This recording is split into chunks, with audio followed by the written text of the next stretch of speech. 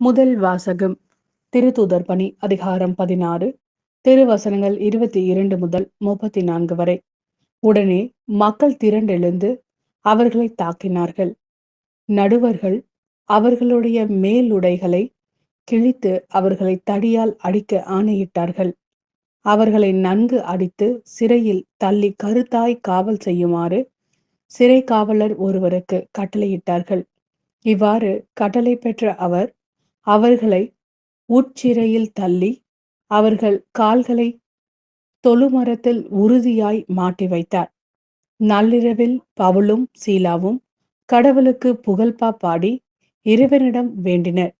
மற்ற கைதிகளோ இதனை கேட்டு கொண்டிருந்தார்கள். திடீரென ஒரு பெரிய நிலநடுக்கம் ஏற்பட்டது. சிறைக்கூடத்தின் அடித்தளமே அதிர்ந்தது. உடனே கதவுகள் அனைத்தும் திறந்தன. அனைவரின் விலங்குகளும் கலன்று விழுந்தன. சிறை காவலர் விழித்தெழுந்து சிறைக்கூடத்தில் கதவுகள் திறந்திருப்பதைக் கண்டு கைதிகள் தப்பி ஓடியிருப்பார்கள் என எண்ணி வாளை உருவி தற்கொலை செய்து கொள்ள முயன்றார். பவுல் உரத்த குரலில் அவரை கூப்பிட்டு, நீர் உமக்கு தீங்கு எதுவும் செய்து கொள்ளாதீர், நாங்கள் அனைவரும் இங்கேதான் இருக்கிறோம் என்றார். சிறை காவலர் உடனே ஒரு விளக்கை கொண்டு வர சொல்லி விரைந்தோடி வந்து நடுங்கியவாறே பவுல் சீலா ஆகியோரின் காலில் விழுந்தார். அவர்களை வெளியே அழைத்து வந்து, பெரியோரே, மீட்படைய நான் என்ன செய்ய வேண்டும் என்று கேட்டார். அதற்கு அவர்கள், ஆண்டவராகிய இயேசுவின் மேல் நம்பிக்கை கொள்ளும், அப்பொழுது நீரும் வீட்டாரும் மீட்படைவீர்கள் என்றார்கள்.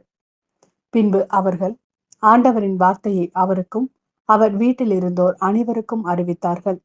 அவ்விரவு நேரத்திலேயே அவர் அவர்களை கூட்டி சென்று அவர்களின் காயங்களை கழுவினார்.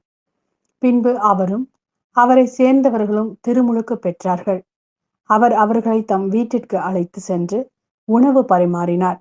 கடவுள் மீது நம்பிக்கை கொண்டதால் தம் வீட்டார் அனைவரோடும் சேர்ந்து அவர் பேருவகை அடைந்தார். இது ஆண்டவரின் அருள்வாக்கு. இறைவா, உமக்கு நன்றி. யோவான் எழுதிய நற்செய்தி அதிகாரம் 16 திருவசனங்கள் 5 முதல் 11 வரை. இப்போது என்னை அனுப்பியவரிடம் போகிறேன். ஆனால் உங்களுள் எவரும் நீர் எங்கே போகிறீர் என்று என்னிடம் கேட்காமலேயே நான் சொன்னவற்றை குறித்து துயரத்தில் மூழ்கியுள்ளீர்கள். நான் உங்களிடம் சொல்வது உண்மையே. நான் போவதால் நீங்கள் பயனடைவீர்கள். நான் போகாவிட்டால் துணையாளர் உங்களிடம் வரமாட்டார்.